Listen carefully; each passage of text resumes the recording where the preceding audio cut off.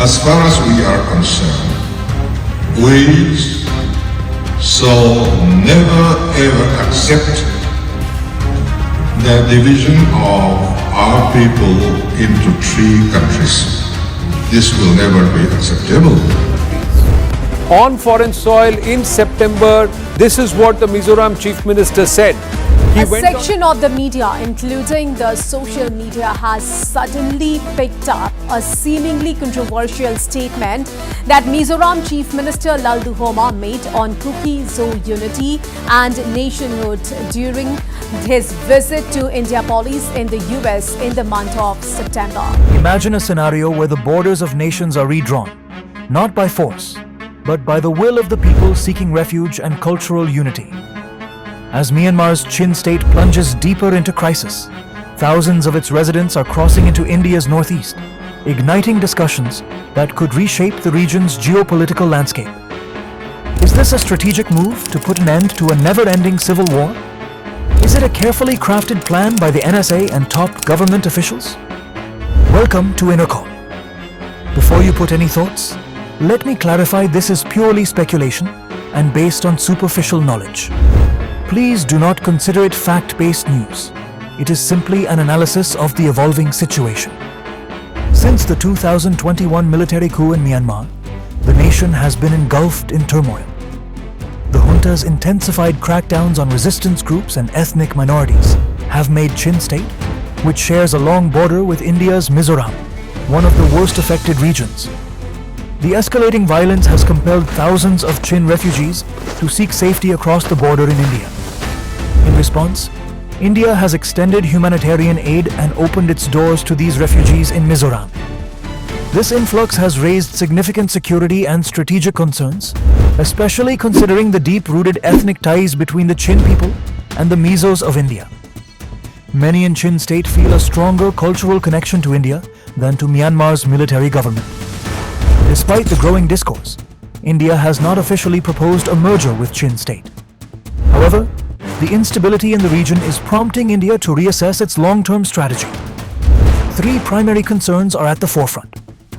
The ongoing clashes in Myanmar pose threats of cross-border insurgency and illegal migration to India's northeastern states.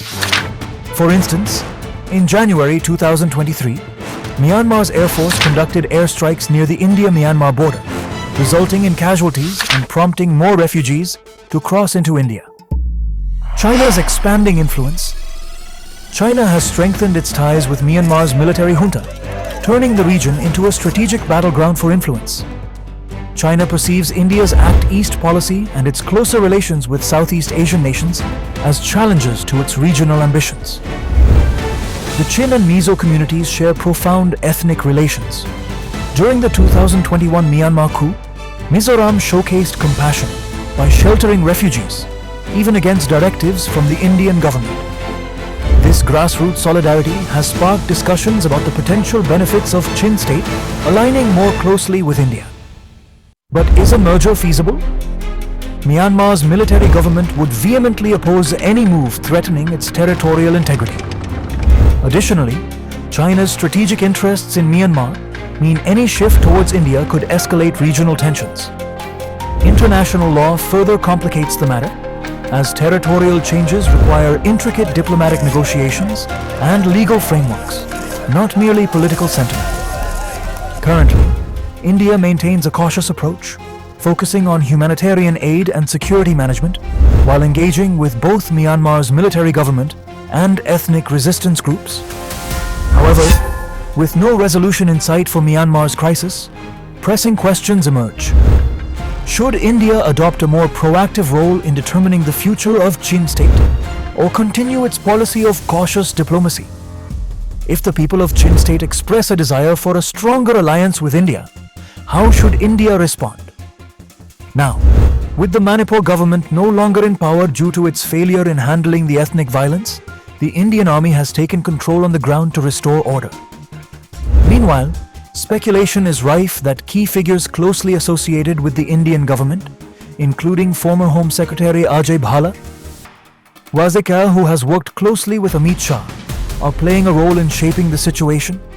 At the same time, Lalduhoma's statements in the USA about unifying the Chinzo community have sparked speculation.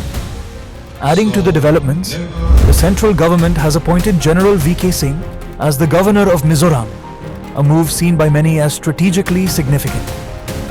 The Chinzo community, which also resides in Bangladesh, finds itself at the center of geopolitical attention, further intensifying discussions around the ongoing situation.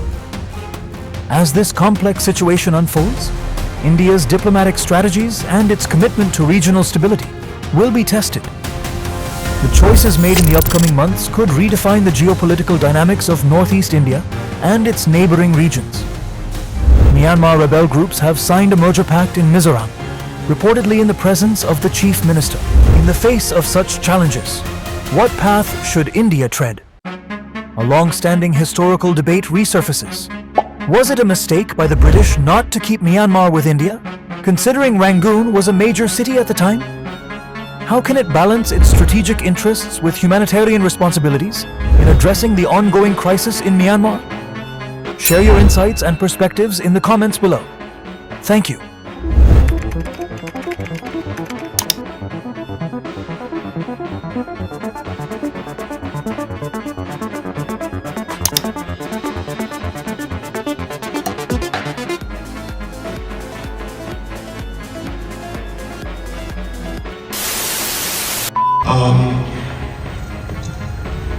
It's just like a two-way traffic.